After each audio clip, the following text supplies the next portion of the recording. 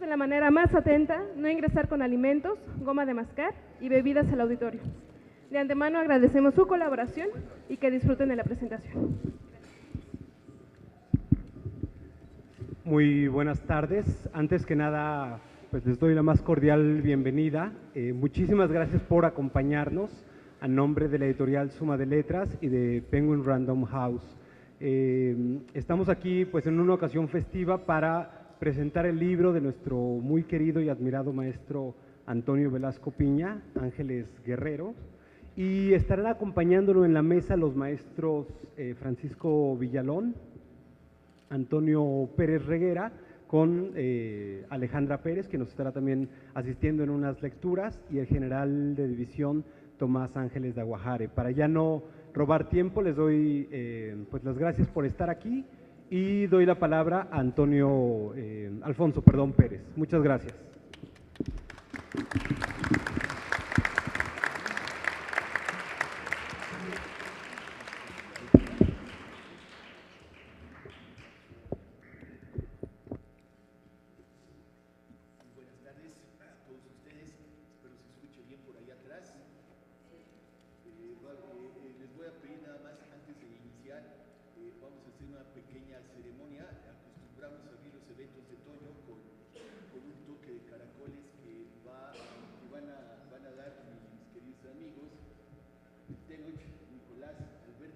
Elena, Ana Luisa, Aurora y Melisa.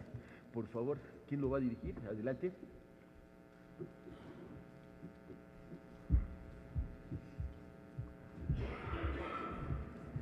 ¿Quieren un micrófono? Con el permiso de todas las presencias físicas y visibles, los invitamos a acompañarnos en un saludo a los diferentes grupos, como se acostumbra en nuestras tradiciones.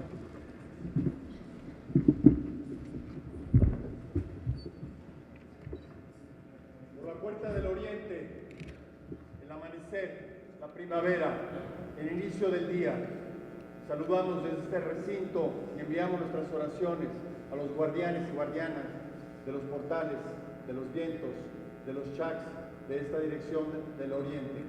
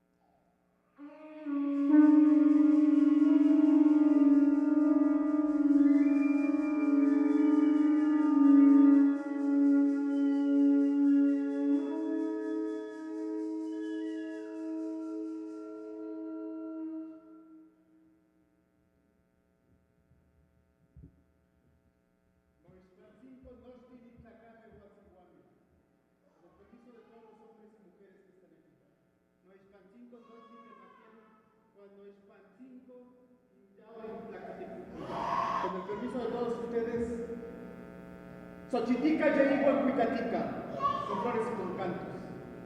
Campa y Huilcayo, Totacayo, Keitonatiu, Otechima Caquilitona Cetanesi, Nascanto Tzitzime, Guanguatepostri, Campa Otri, Hueca, Tinitica, Nica, Nacha, Namorita, Tanillecha, Chihuite, Serjolo, Tetlacolía y Cabo, como Metiquete, Guadmalacachoa, Tapalilleya, Tecocoli, Toinamiquia, Patlanistica, Tequetzacostiquil, Huilcal, Se, Titicalmaquí, Se Temotagüí, Se Xinatlatoa, Moquequenó, Sopateo, Inechmaquil, No Xochiquetzalcoatl, Palnesquiagui, Santo Coitleo, Intitoa, Tlalticpac, San Iguixiotlica en el Pantón Yasque, Tochani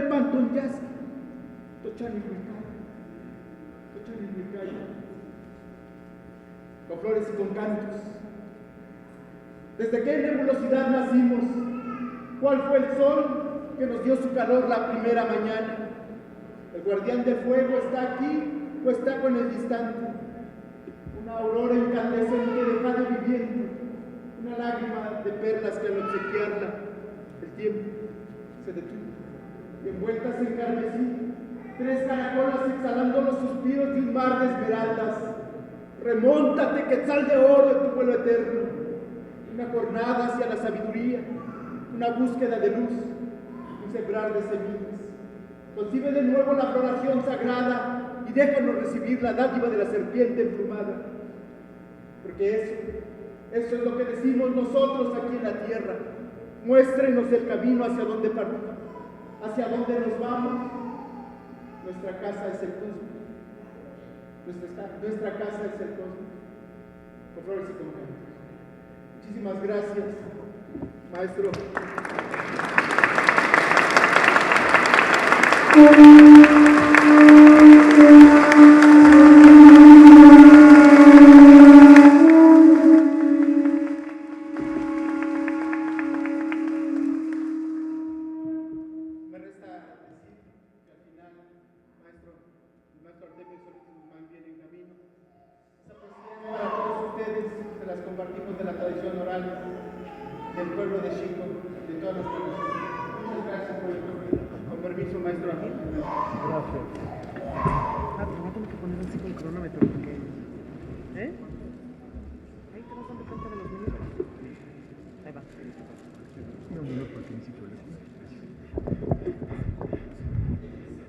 La mejor forma de continuar con esta presentación sería decirles a todos ustedes in lac Esh para traer la presencia aquí también del querido pueblo maya. Bueno, agradezco enormemente el honor de permitirme presentar este trabajo. Quiero reconocer ante ustedes que por más deseos de ser imparcial, difícilmente lo seré. Me explico. Este es un libro dedicado a un personaje al que veo con mucho respeto y admiración, además de considerarme su amigo, el general Tomás Ángeles y a la estirpe guerrera que a él le antecede. Por otro lado, el autor, Antonio Velasco Piña, un amigo al que me ha tocado seguir en muchos caminos, cuyas enseñanzas vengo estudiando y aplicando desde hace más de 30 años con toda esta bola de locos que estuvieron tocando el caracol. Más que presentación, me gustaría sugerirles a ustedes algunos tips de cómo leer este libro, de cómo leer este trabajo que Velasco Piña hace como un homenaje a la familia Ángeles. Me gustaría sugerirles dividirlo en 3, que ustedes al leerlo lo dividieran en tres grandes sectores. El primero es su contenido histórico. Al tratar de aprovechar esta historia de 5 generaciones, el autor Velasco Piña, pues lo que hace es que viene armando una especie de una estructura de historia de 2 siglos de este país, que le dan contexto a la tradición, a los relatos que va platicando a través de su trabajo.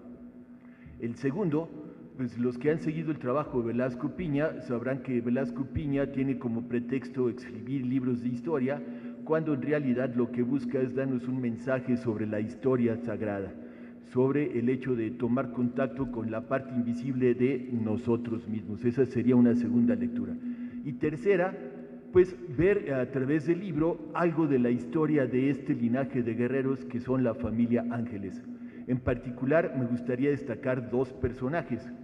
Felipe Ángeles, al que pues me ha tocado la suerte de estudiarlo mucho, el cerebro de toda la División del Norte, y por supuesto nuestro amigo el general Tomás Ángeles.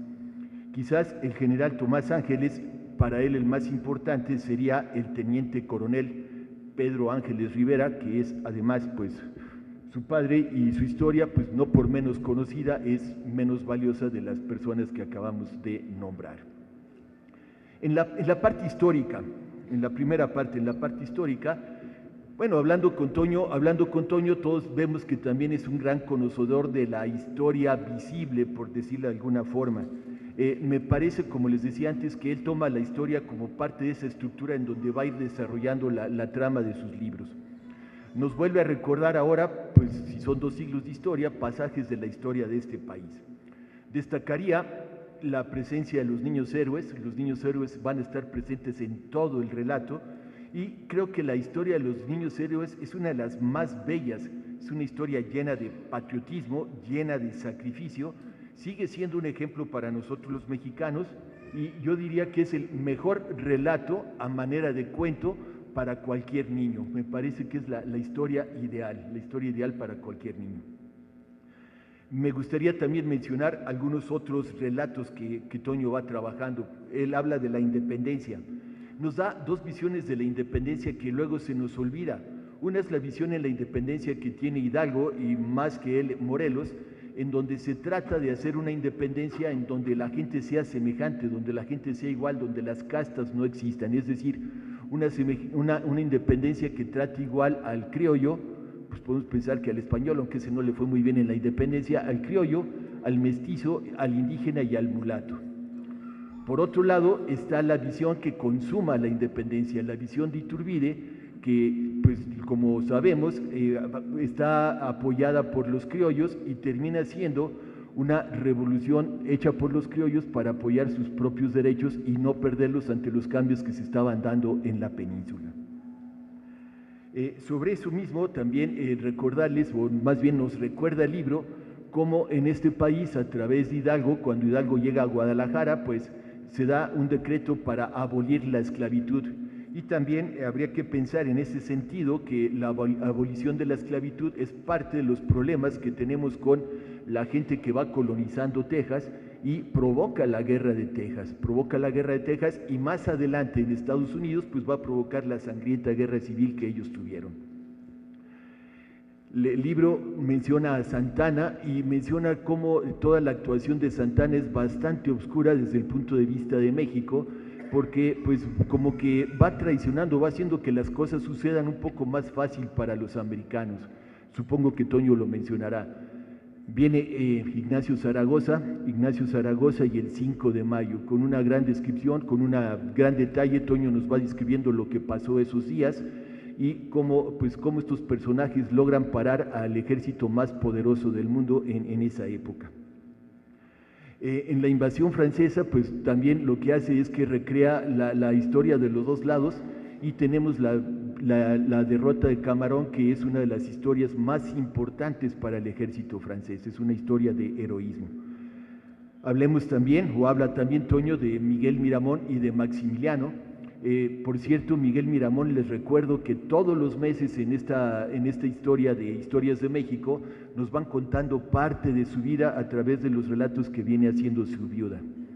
Regresando al libro de Toño, pues ¿qué es lo que sucede? Está Miramón, está Maximiliano, y en el momento en que pasan al paredón, Maximiliano, en un acto de humildad y en un acto de mucha hombría, le pide a Miramón que él sea el que esté en el centro para que tenga el honor de morir al centro de los personajes que son asesinados ahí en el Cerro Las Campanas. Sigue la historia, más adelante pues viene la época de Porfirio Díaz. Nos hace ver también el libro que Porfirio Díaz se va sin que haya habido mucho derramamiento de sangre, es algo que también se nos pierde. Porfirio Díaz, cuando se va, lo único que se había perdido es Ciudad Juárez, y en realidad no fueron necesarias muchas batallas. Sí fue importante Ciudad Juárez, pero no como para hacer el cambio de un régimen que tenía 40 o 50 años. Más adelante nos habla de qué es lo que pasa cuando se pierde, cuando matan a Madero, después de la caída de esto, cómo se entroniza Victoriano Huerta, y el libro hace una mención que también se nos ha olvidado, cómo en ese momento las clases políticas pues no se quejan, no protestan, y tenemos casos muy específicos que lo hicieron y que quedan como héroes en nuestra historia. La importancia de la batalla de Zacatecas, cuyo cerebro, cuyo brazo, y bueno, cuya inteligencia, el brazo pudo haber sido Francisco Villa, pero la inteligencia fue Felipe Ángeles, también viene con mucho detalle en este libro.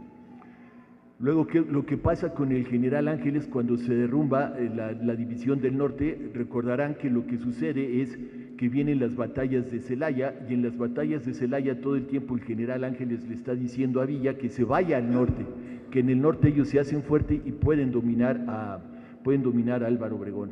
Villa, en un acto de los que tenía un acto impulsivo, decide hacerle frente en Celaya, y ahí pues se desaparece casi toda lo que es la división del norte. Y en nuestra historia reciente, ¿qué es lo que hay? En nuestra historia reciente pues se aprovecha el relato de 2 siglos de historia para recordarnos la importancia del movimiento zapatista, en el que participa, por cierto, el general Tomás Ángeles. Pues el tremendo problema que tenemos ahorita de inseguridad y la guerra contra las drogas, la detención del general Ángeles, y al final se hace una acusación clara, directa y por escrito de parte de Velasco Piña al grupo que lo hizo posible. Nombra como tal a Felipe Calderón, nombra como tal a Guillermo Galván y al señor Genaro García Luna. Es una así sin pérdida de tiempo, de espacio. En la parte de la historia sagrada, en esta segunda visión que tienen los libros, pues Velasco Piña viene abriendo brecha en este sentido desde hace varios años en el conocimiento de la historia sagrada de los países, y en particular de su país, México.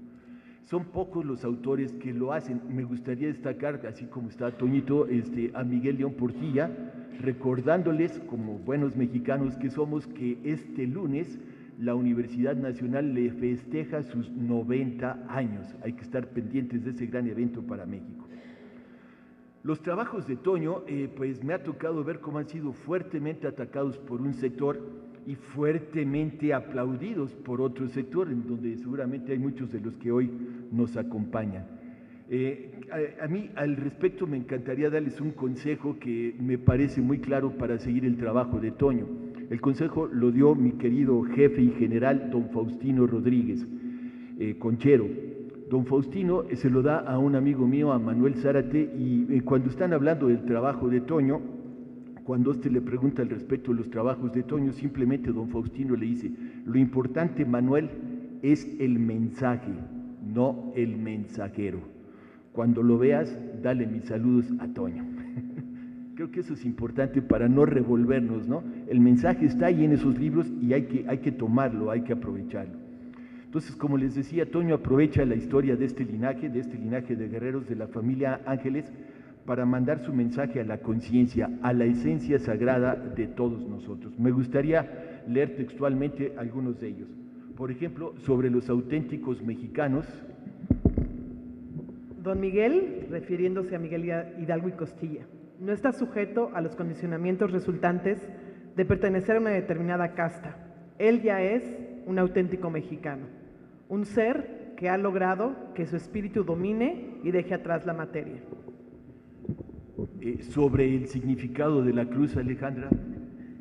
La finalidad a lograr en la batalla, refiriéndose a la batalla del Monte de las Cruces, era la de integrar en uno solo los símbolos más sagrados de las dos tradiciones espirituales, que a través de un sincretismo integraban la nueva cosmovisión de los habitantes de la antigua nación mexicana. La cruz de Quetzalcóatl, que contiene la explicación del funcionamiento de las 4 energías fundamentales que conforman el universo, y la cruz cristiana, que simboliza la redención del género humano mediante el sacrificio de Cristo. Sobre las guerras. Las guerras no solo son causa de dolor y muerte en las naciones que las padecen, también propician la necesidad de conocer y comprender la mentalidad del oponente, lo que en muchas ocasiones se deriva en el enriquecimiento de la propia cultura, al incorporar en esta conocimientos desarrollados por la nación rival. En alguna medida, esto ocurrió a resultas de la Guerra Franco-Mexicana. Toño en el libro aprovecha pensamientos de otros personajes de esta pandilla que lo seguimos y pone pensamientos del padre Philip.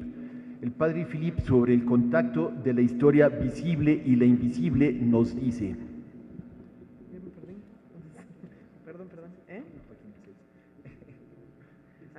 La historia visible y la invisible obedecen a unas leyes totalmente distintas. Lo único es que, de vez en cuando, existen entre ambas realidades algunos puntos de contacto que pueden provocar reacciones inesperadas. Así, por ejemplo, un acontecimiento importante de la historia invisible puede llegar a ser notado del lado de la visible realidad. Del lado visible de la realidad y sobre la formación de la historia sagrada, Ale. Hay eventos que parecen sin relevancia, pero que el tiempo finalmente corona. Eventos decisivos, obedeciendo a otras reglas que las de la historia cotidiana, como es el episodio de los niños héroes en México, que murieron tratando de defender el castillo de Chapultepec en una batalla inútil porque ya estaba perdida. Sin embargo, ese acto de bravura, que hubiera podido pasar inadvertido, se convirtió en uno de los actos heroicos capitales de la nación. Un verdadero imán que atrae las conciencias, un despertador para el pueblo, un punto de referencia, un faro que viene iluminando la historia por encima de los grandes acontecimientos que hoy parecen los únicos importantes, pero desaparecerán mañana sin dejar huella alguna. Gracias, Ali. Finalmente, en la tercera parte viene la historia del linaje, de la parte visible, yo diría la parte visible e invisible de ese linaje de la familia del general Ángeles. Esta es, en mi opinión, la razón que motiva a Toño a hacer el libro, a escribir el libro. Son 5 generaciones las que relata en el linaje de esta familia. La historia de los 2 primeros miembros del linaje, pues me parece que debe tener más ficción que de realidad. Es muy difícil ver qué hicieron nuestros, ¿qué sería, Toño? Nuestros tatarabuelos. La de Felipe Ángeles, con mucho más información, pues tiene bastante detalle. Toño Blasco le imagina en París, también cuando se enamora o hablando con Francisco Madero antes de la Marcha de la Lealtad. Martín Luis Guzmán, otro gran escritor mexicano, nos da un testimonio fiel de la huella que marca o de la huella que deja Felipe Ángeles en todo lo que es el movimiento de Francisco Villa, en el libro precisamente sobre las memorias de Pancho Villa y como ellos muchos más.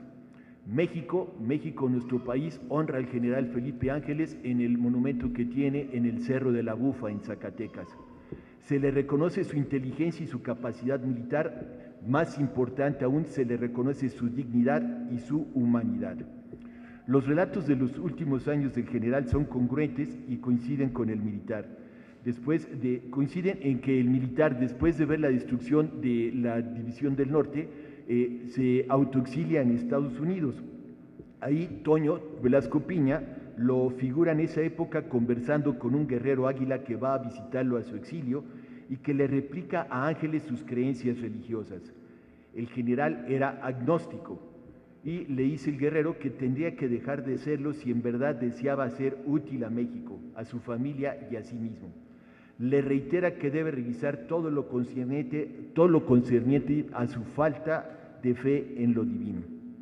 Difícilmente podríamos saber la parte heroica visible de este encuentro, pero lo que nos dicen los relatos de los últimos días del general Felipe Ángeles es que efectivamente él regresa a México y en los encuentros que va teniendo con la gente va tratando de dar un mensaje distinto, un mensaje mejor para México.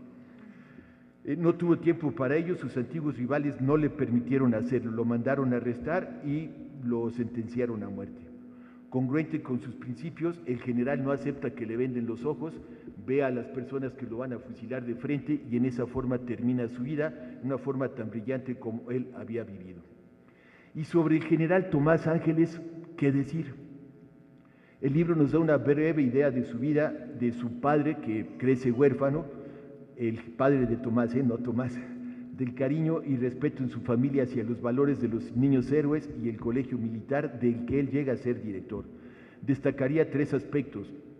Lo primero, la reacción que se dio en el país cuando el general en prisión fue acusado de promover la droga en el colegio militar. Fue tan fuerte el enojo de todos nosotros y también el enojo en el ejército que obligó al gobierno a rectificar rápidamente.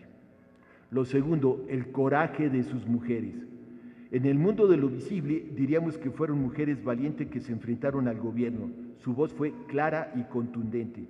En el mundo de lo invisible, su conducta en esos momentos tan difíciles para ellos es la mejor señal para calificarlas de auténticas guerreras sagradas. Y tercero, el silencio del general Ángeles. ¿Cuántas horas habrá dedicado a meditar sobre los cambios de la vida? Un año antes de su encierro debemos recordar que hizo un brillante, fue un año antes, de que entrara Calderón, un brillante desfile militar el 16 de septiembre. ¿Qué vemos en este personaje? Temple, dolor, disciplina. Su reclusión doblaría a muchos, los haría más cobardes y rencorosos. A él, por contra, lo vemos fuerte, sereno y sin rencores. El dolor de su encierro no lo rompió, lo fortaleció. Su trabajo es un ejemplo de lo que se requiere para ser un hombre grande en el mundo de lo visible y un guerrero sagrado en el mundo de lo invisible. Es un guerrero que nos permite constatar cómo es posible en esta época, con un fuerte y constante trabajo hacia adentro de nosotros mismos y el conocimiento amoroso de los demás, lograr, como dicen los abuelos de tradición, alcanzar un rostro sabio en un firme corazón. Se le admira, se le quiere y se le respeta, señor general de división Tomás Ángeles Daguajare.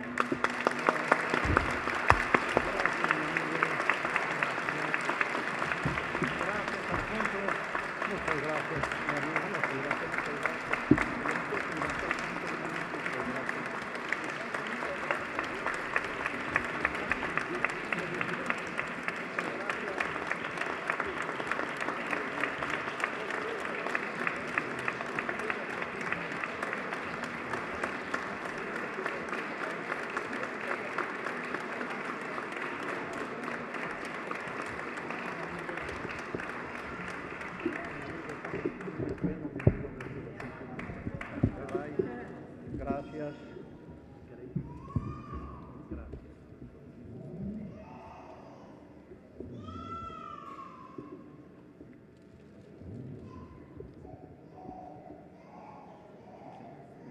Bien. Alfonso Pérez Reguera nos ha dado las claves del libro en cuanto a una historia que tiene relación con lo sagrado. Los antiguos griegos que crearon la historia y los mayores historiadores que han seguido esta línea, los antiguos filósofos también hablaban de la relación que existía entre historia y mitos, el mitos. Muchas veces lo que es el mero relato de los hechos no puede dar noticia verdadera de la clave de la historia. Y por eso se necesitan esa serie de relatos que desde el mismo Heródoto, cuando relata precisamente aquella frase, ustedes los griegos sois como niños, habla precisamente de ese profundo saber, la sabiduría egipcia, entre otros de los modelos, que hay atrás del saber histórico y de que debe haber atrás del saber filosófico, filosofía y mitos. Así lo podíamos replicar en cada ciencia, en el derecho, la jurisprudencia y su fondo. Simplemente señalo eso para marcar la importancia de lo que nos acaba de subrayar Alfonso. Muchas gracias. El 20 de febrero, en el que nosotros estamos, es significativo. Ayer fue día precisamente del Ejército. Y bueno, ahora estamos en uno de los lugares más formidables, un templo cívico que es esta capilla del Palacio de Minería. Simplemente observar sus símbolos, observar su composición da el marco adecuado para este evento y este libro que marca una etapa importante dentro de la literatura que ha escrito don Antonio, porque ninguno como esto, o tal vez este conjuntamente con el anterior libro, Águilas y Jaguares, que deben leerse juntos, nos da la clave del momento actual. Es un libro presente. Nosotros estamos parados en un inmenso volcán mundial o un volcán del mundo y de México. De alguna manera, la fecha de hoy, se cumplen 73 años de el nacimiento del Paricutí. El 20 de febrero de 1943, un campesino, Dionisio, fue despertado precisamente por cuando estaba arando por ese volcán. Hoy nosotros requerimos una orientación firme en un México que no tiene una conciencia. Y lo más importante de este libro y del señalamiento de estas cuestiones es el testimonio que ha dejado don Tomás Ángeles acerca de la línea en que debe verse la lucha actual o la vida actual.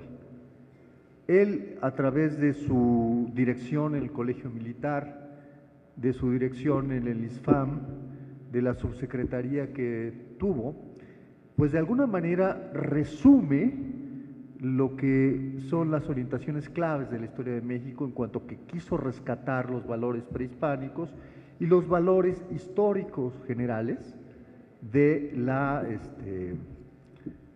historia de México. En su misma figura, y está esta generación muy bien destacada por don Antonio, existen 5 generaciones de militares. Si nosotros pensamos que la generación de la Reforma es una generación que empezó hacia 1806 con Juárez, esta es una generación anterior a la Reforma, es una generación anterior a la independencia de México y que luchó por la independencia de México. 1817 es el año clave en que se inician estas generaciones y es cuando tienen los eventos militares importantes por los cuales fue ascendido a coronel el Manuel Ángeles, el más antiguo de esta generación. Es decir, en 2016 se cumple el año 200 de este esfuerzo. Y lo importante es tener la clave de esta continuidad mexicana. Y hay una continuidad mexicana atrás que valdría la pena reflexionar. Molango, el lugar donde nació Felipe Ángeles Melo y donde fue además ahí presidente, llevó de municipal y llevó ahí varios cargos. En ese lugar existe un viejo convento, uno de los conventos franciscanos de inicio, desde 1538, 1546, que es el de Santa María de Loreto. Y allí, uno de los más destacados agustinos, el gran penitente de la Nueva España, hizo un hombre admirado y queridísimo en Burgos y que vino a México y destacó como nadie en el acercamiento con los indígenas. Un hombre que narra la historia, recibió y aprendió en poquísimo tiempo el náhuatl, enseñado por un indígena, como si le hubiera enseñado Dios mismo, decía, por tan poco tiempo que lo aprendió. Y él aprendió a vivir como los indígenas. descalzo siempre en los montes y en las sierras, viviendo con un sayal y durmiendo a la intemperie, durmiendo sobre la tierra o sobre las tablas. Esa unión inmensa está reflejada en el convento que construyó. Lo más notable de este convento, que tiene resabios góticos, son los ángeles, precisamente, del convento ahí de Santa María, de Molanco. Esos ángeles góticos tienen ojos de obsidiana. Y esto podría ser como la clave que podríamos tener de este libro. Hay que tener ojos de obsidiana para ver el fondo de la historia de México. Y no quedarse en los detalles de lo que hablaba el gran jurista von Jering, posiblemente el más grande jurista de la historia, cuando hablaba en el siglo antepasado que el historiador del derecho no puede caer en quedarse con las virutas del taller de la historia, del taller de artesano o carpintería, de esas virutas que vuelan cuando hace precisamente su trabajo. Hay que fijarse en el trabajo esencial. El trabajo esencial de hombres y mujeres, como la esposa del general que aquí nos acompaña, como sus hijas, como su nieto, que estamos hechos de generaciones. La sangre a través de nosotros circula porque todos somos hermanos. Y ese es el gran mensaje, un enorme mensaje de espiritualidad. Zacualtipan, que es el lugar donde vienen los ángeles, se llama así porque es el lugar de los zacualis, de las pirámides, de los lugares de altares de luz. Y está a la misma altura, con 10 grados de diferencia en el plano de los meridianos, pero al mismo paralelo que Chichén Itzá precisamente y que Guadalajara. Entonces, de alguna manera, en la historia sagrada nosotros vemos los destinos tejidos a través de los signos humanos, y esos destinos en el fondo de un lenguaje amoroso y espiritual. Dentro del ciclo de conferencias que tuvo a bien el general formar para la formación del ejército y la formación de México, pude participar, y ahí algunos de los temas se desarrollaron con una visión de poder implantar en México la economía de la gratuidad, porque ese es el fondo de nuestra economía prehispánica y es el fondo de todo lo bueno que puede rescatarse en la colonia. Una de las características de Felipe Ángeles Ramírez, el gran estratega de la revolución, fue intentar rescatar eso en sus escritos. Hay enormes textos sobre la formación de la historia, sobre la formación de la conciencia social en México, el régimen que debía haber, su testimonio inmenso el 31 de octubre de 1914, cuando dice todos los generales deben renunciar. Y se debe, en la convención, de nombrar un presidente civil. Si no tenemos la oportunidad de Zapata, Villa, su propio jefe, Carranza y los demás renunciar y nombrar un civil, esta guerra durará 10 años. Y se quedó corto porque la revolución realmente terminó con la muerte de Zedillo en 1938. Esos testimonios deben ser rescatados. Hay una visión paralela entre Felipe Ángeles, que fue nombrado por Madero director del Colegio Militar, y Tomás Ángeles, que fue nombrado en el año 2000, hacia 2002, ¿sí? El director del Colegio Militar. Hay también un paralelo en la carrera de dirección que asumieron Una importante porque centró la clave de México donde debía ser en ese cambio de visión que no se dio desgraciadamente con el foxismo, pero sí con esa formación que intentó darle en el colegio militar. Y por otro lado, hay otro paralelo.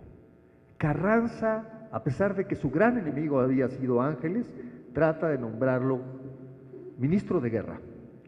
Lo convencen de que no todos los enemigos. Le pasó lo mismo de alguna manera con los candidatos, tuvo entre los 3 candidatos para ser secretario de guerra con Calderón. Carranza lo nombra subsecretario de guerra a Felipe Ángeles. Y Felipe Ángeles de una manera vertical le va diciendo a Carranza lo que era el carrancismo, ¿no? Y lo que era carranciar, denunciando a sus colegas.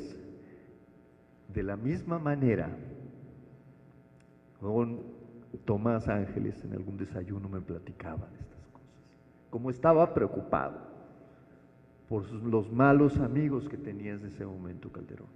Pero él dio testimonio adecuado e indicó la política que debía ser para este régimen. Respetar el Estado de Derecho y hacer un centro cultural de fuerza.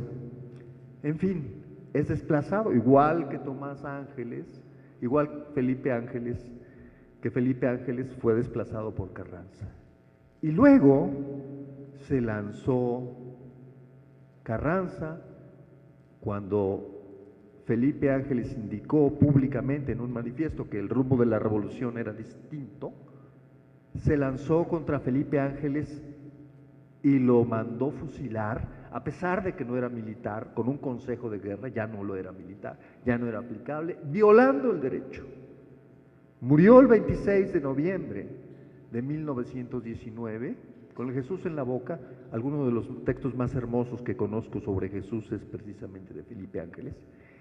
Y a los 12 días, su pobre esposa murió en Nueva York, Clara Krause, sola, dejada sola. Las enormes injusticias hicieron que jamás el legado de Los Ángeles pudiera ser acomodado en la historia del ejército porque sus enemigos triunfaron.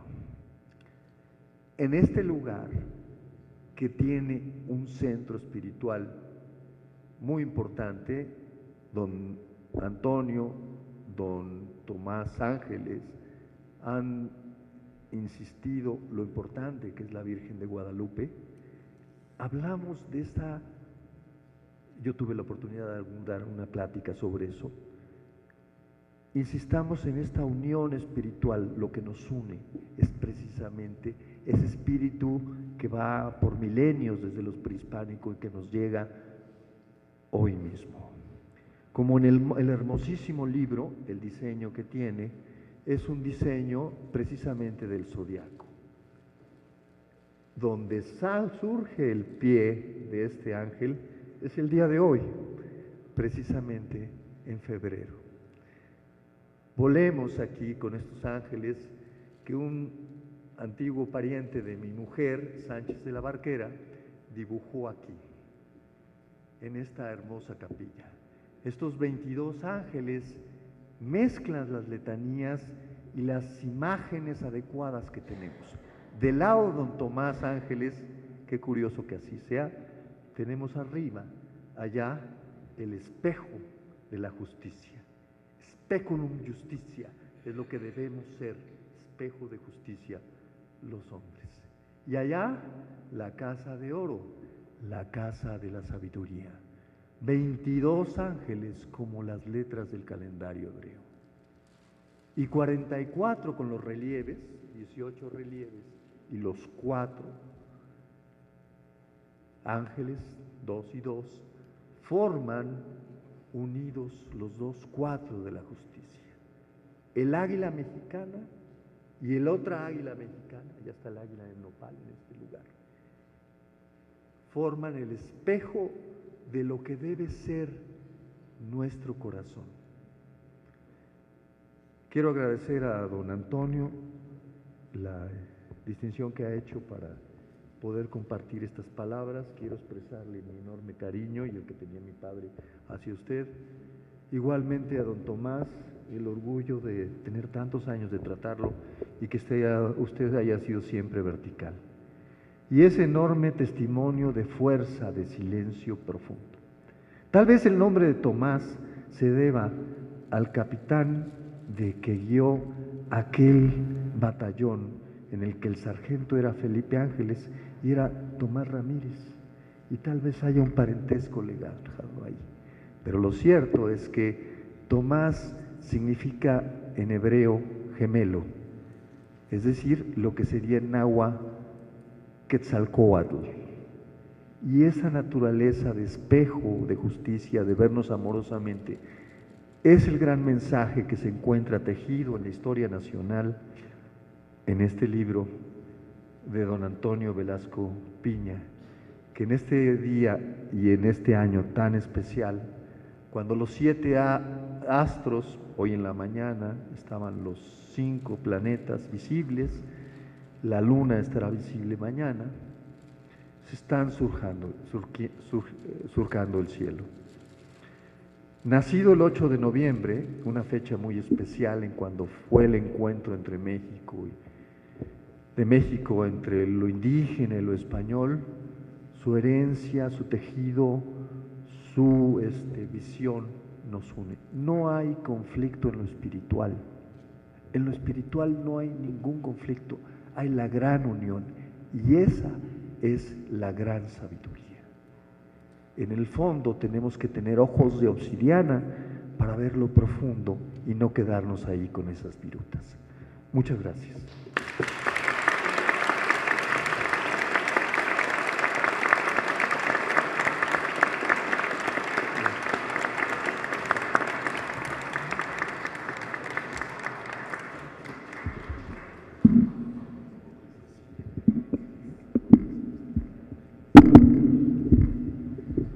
Muy buenos días y muy agradecido por su presencia.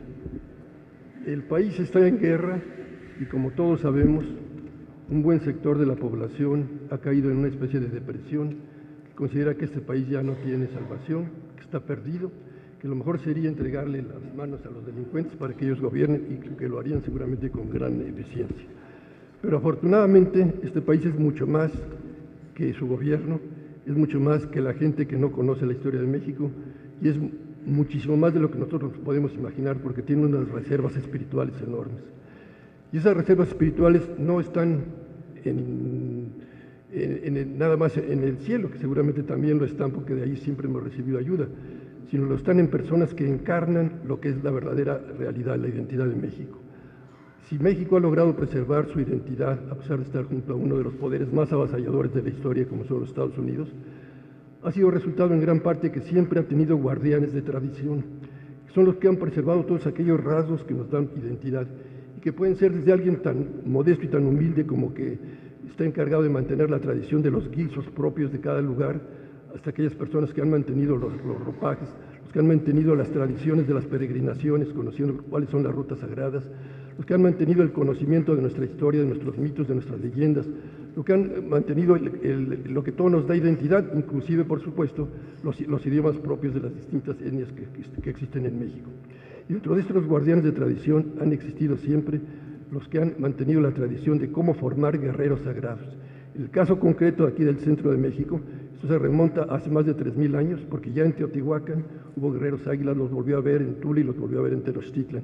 Es decir, este personaje tan especial que es el guerrero sagrado, que es el guerrero águila, que no depende tanto de si se triunfa o no en una batalla, sino sobre todo si se logra transmitir un mensaje al inconsciente colectivo de la nación a través de esa batalla y que muchas veces, casi siempre, no necesita ni siquiera combatir para lograrlo, sino que utiliza instrumentos como pueden ser las marchas rituales, las danzas rituales, todo aquello que fortalece el espíritu de una nación.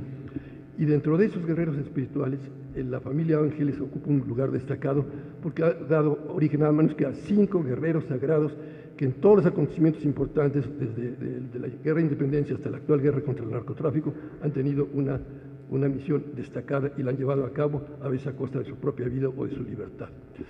El libro se menciona la historia de los 5, pero nada más vamos a mencionar 2 todos han sido muy importantes, pero por ejemplo, Felipe Ángeles Melo, que es mucho menos conocido que Felipe Ángeles Ramírez, jugó un papel muy importante porque él estuvo en el castillo de Chapultepec y fue el encargado de ir formando el carácter de los niños héroes, como maestro que fue de ellos, como persona que los fue orientando para llevar a cabo esa batalla ritual que es clave en la historia de México, como fue la del 13 de septiembre de 1847.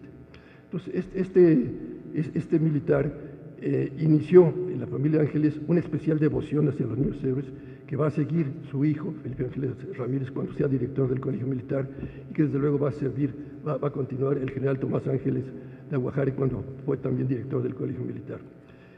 A mí en lo personal me dio una lección el general Ángeles muy importante sobre la importancia de los niños héroes en la historia de México y del ejército en la historia de México, cuando él organizó en el Colegio Militar toda una serie de conferencias a las que fueron intelectuales, sacerdotes, guardianes de tradición. Y al terminar una de ellas me invitó a ir a la sala de banderas del Colegio Militar, en donde a la hora que sea, en este momento, o a las 3 de la mañana, hay siempre cadetes haciendo guardia ante la bandera de México, y lo único que tienen ahí es justamente los nombres de los niños héroes, en donde se les pasa lista de presentes, en donde siempre se evoca su memoria, y me dijo, esta devoción que tiene el ejército mexicano hacia los niños héroes es lo que ha evitado que en México existan dictaduras militares. Recuerden ustedes que en la década de los 70 el gobierno de los Estados Unidos consideró que la única forma de evitar la extensión del comunismo en América Latina era que hubiera dictaduras militares en todos los países de América Latina. Y en países mucho más democráticos que México, como era el caso de un Chile o de un Uruguay, hubo dictadura militar. Y en México no la hubo, a pesar de toda la presión que tuvo el ejército por parte de la embajada norteamericana para que se diera un golpe de Estado, sobre todo en el 68, y los militares no la dieron. ¿Por qué? Porque de todas maneras, en todas aquellas personas que han estado en el colegio militar, la imagen, la memoria, el ejemplo de los niños héroes sigue estando presente. Entonces fue muy ridículo, por no mencionar palabras más fuertes, el hecho de que precisamente a él, que había organizado todo un congreso en el Colegio Militar para que se les dieran valores espirituales a todas las escuelas de México, en donde asistieron todos los directores y subdirectores de todas las escuelas militares de México, y que a su vez también se promovieron este ciclo de conferencias en esas escuelas, se le haya acusado de que él vendía drogas a los cadetes. Bueno, esto fue a tal grado absurdo que incluso tuvieron que retirar esa acusación, pero no por eso lo liberaron, sino que de todas maneras lo mantuvieron todavía preso un buen tiempo. Y el verdadero motivo de esto es que él había elaborado un plan de estrategia. Les aclaro que a juicio de los mejores militares de México, el mejor estratega con el que cuenta este país ahorita es justamente el general Ángeles. Entonces él elaboró un plan que se llama el soldado del pueblo, en donde establecía una estrategia adecuada para combatir a la delincuencia, empezando porque el ejército no debe llegar a las poblaciones balaceando a medio mundo, sino al contrario, en esas poblaciones muchos están apoyando a los narcotraficantes porque estos les han dado dinero para sus siembras, llegan y arreglan escuelas, casas, etcétera, y toda esa labor la puede hacer el ejército para que se separe el pueblo del narcotráfico, de tal manera que cuando el ejército llega a combatir, combate realmente a los narcotraficantes y no vale a más gentes que narcotraficantes, lo que ha estado ocurriendo por lógica, porque están entremezclados. Entonces, eso sí era una estrategia militar, aparte de muchas otras medidas que él elaboró en su plan. Al que le interesa, hay un libro que se llama El retorno de las águilas y los jaguares, en donde viene precisamente la síntesis de esta estrategia militar que debe seguir México para lograr triunfar en esta guerra y no la que está utilizando actualmente. Bien, pues cuando él le presentó este proyecto al presidente Calderón y se lo explicó en 45 minutos, inmediatamente le pidieron que se jubilara y que se fuera a su casa. Siguió estudiando este plan, lo desarrolló todavía más, y cuando vino las elecciones pasadas en la Fundación Colosio, el actual presidente Peña pidió a varias personas que le fueran a dar su opinión sobre cómo debía gobernar. Entonces les presentó su plan de estrategia, había periodistas y le dijeron: oiga, general, ¿y por qué está usted presentando un plan de estrategia si el gobierno tiene la suya? Entonces él, con la franqueza que lo caracteriza, dio su opinión acerca de la supuesta estrategia que está siguiendo el gobierno para esto. Entonces los medios lo publicaron e inmediatamente lo metieron a la cárcel, como les digo, acusado de que les había vendido drogas a los cadetes. Lo que no se imaginaron ellos, los que hicieron toda esta conspiración, fue que esto iba a desatar toda una reacción en las fuerzas auténticamente mexicanas, las fuerzas que mantienen la identidad de México, las primeras que reaccionaron ante esto en la misma noche en que el general fue aprehendido, fue unas guerreras que viven con él, que es su esposa, sus hijas, fueron las primeras que empezaron a entrar en acción pidiendo, encomendándoselo a la Virgen de Guadalupe y empezando a iniciar una cadena de oración a la que luego iban a participar muchos miles de gentes en muchos países del mundo que se unieron en estas cadenas de oración para pedir su libertad. O a los pocos días, otra persona que entró en acción fue el secreto guardián de los volcanes del Popocatépetl Iztaccíhuatl, que es una de las gentes más espirituales con que cuenta este país, que inmediatamente puso un altar en una de las cavernas del Popocatépetl y prendió veladoras que se mantuvieron prendidas todo el tiempo mientras estuvo en la cárcel. Inmediatamente entraron también en acción todos los guardianes de tradición de México, que empezaron también a orar y a hacer rituales, y algunos de ellos están aquí presentes, posiblemente ya pueden pasar si quieren para esto, y estos guardianes mantuvieron en gran parte del país una permanente acción de tipo espiritual, pidiendo por la libertad del general Ángeles. Esta situación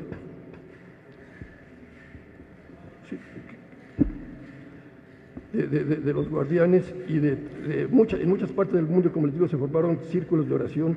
Todo esto estoy seguro que el gobierno jamás se lo imaginó que fuera a pasar, a tal grado que la presión llegó, seguramente importando más la que estaba promoviendo desde afuera, que por fin el general fue liberado al poco tiempo que se inició este gobierno, ¿no? Pero nos ha dejado una gran lección esta prisión. Primera, que las fuerzas espirituales que siempre han velado por México, empezando por la Virgen de Guadalupe y siguiendo por los niños héroes y por todo el pasado sagrado de México, cuando ocurren este tipo de cosas entran en acción y a la larga, quizás más larga de lo que uno hubiera esperado, pero siempre salen triunfantes, porque México es mucho más que sus delincuentes, mucho más que los narcotraficantes, mucho más que los adictos y mucho más que su propio gobierno.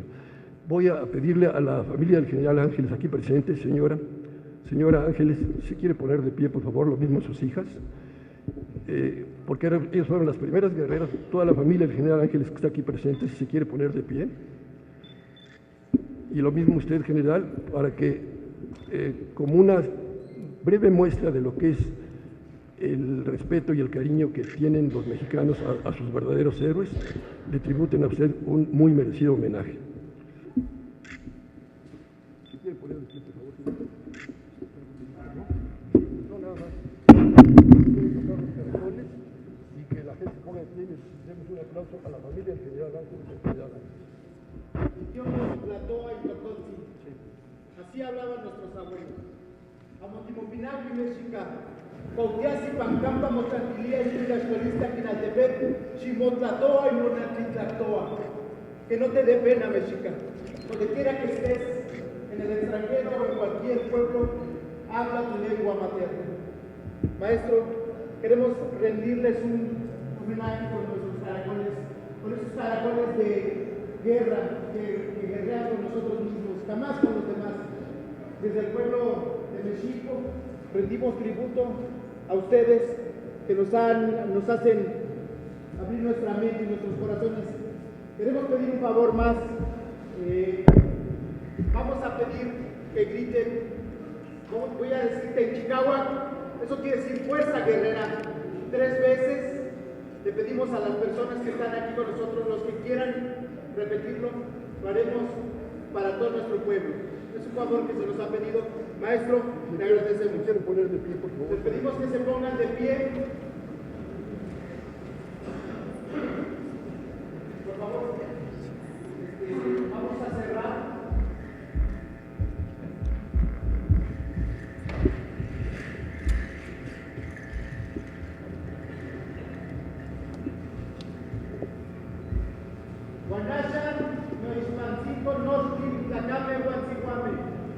Ahora pedimos permiso a todos los hombres y mujeres para cerrar y de manera muy respetuosa en este lugar sagrado hacemos sonar los atecocolis. Atecocoli, ¡sí!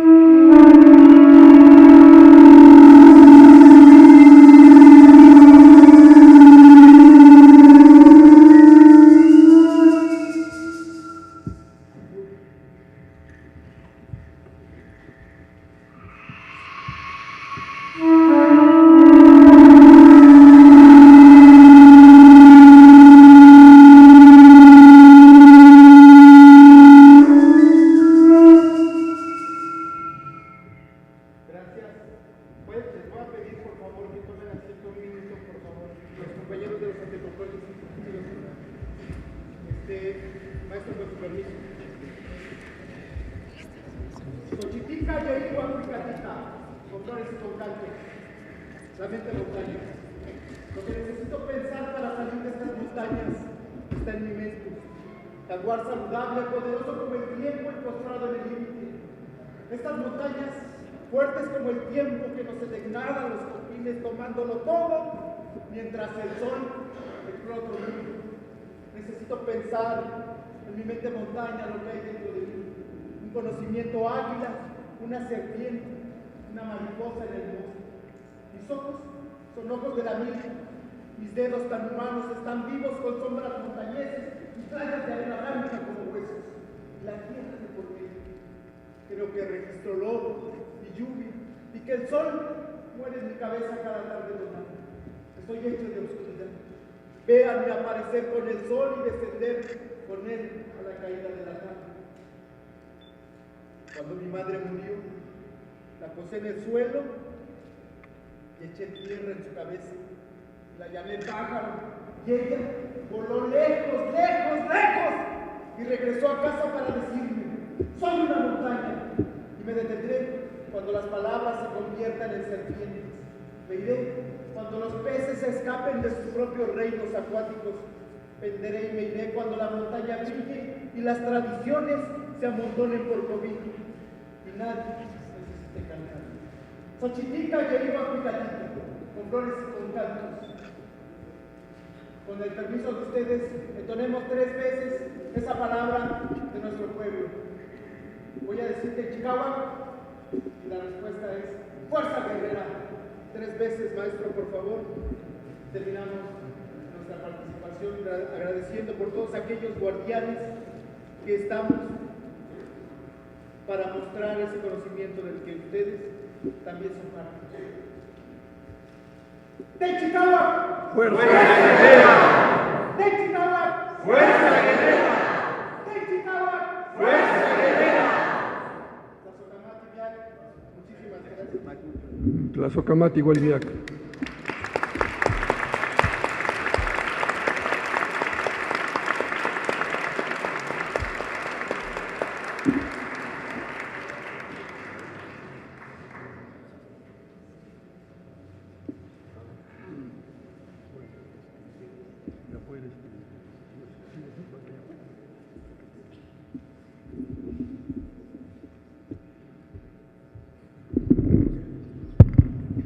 Pues agradecemos de verdad muy sentidamente a los maestros de tradición, a Alejandra y Alfonso Pérez Reguera, al maestro Villalón, al al general Ángeles y a toda su familia.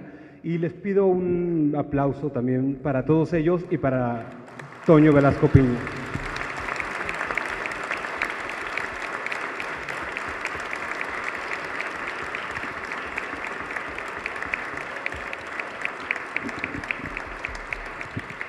Un favor, tenemos el tiempo muy limitado porque hay otras presentaciones dentro del programa de la feria.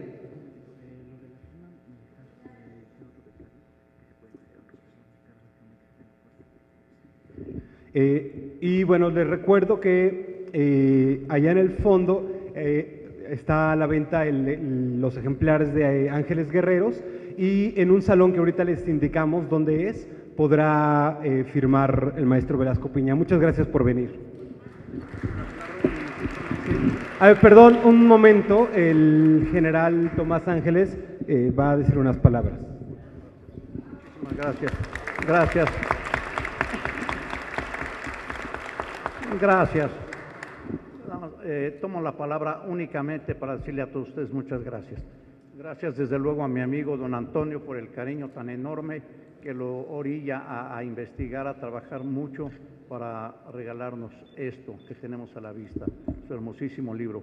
Muchísimas gracias a Francisco Villalón, que es la enciclopedia andante, así le digo, y mucha gente está de acuerdo conmigo. Muchísimas gracias, Francisco, también por tu cariño y por dedicar mucho tiempo a la investigación de muchas cosas. Gracias, Alfonso, muchísimas gracias, Alfonso. Alejandra, muchísimas gracias. Gracias a todos. Gracias. Gracias a cada uno de ustedes por el aplauso, por su cariño. Gracias a mi esposa, a mis hijas.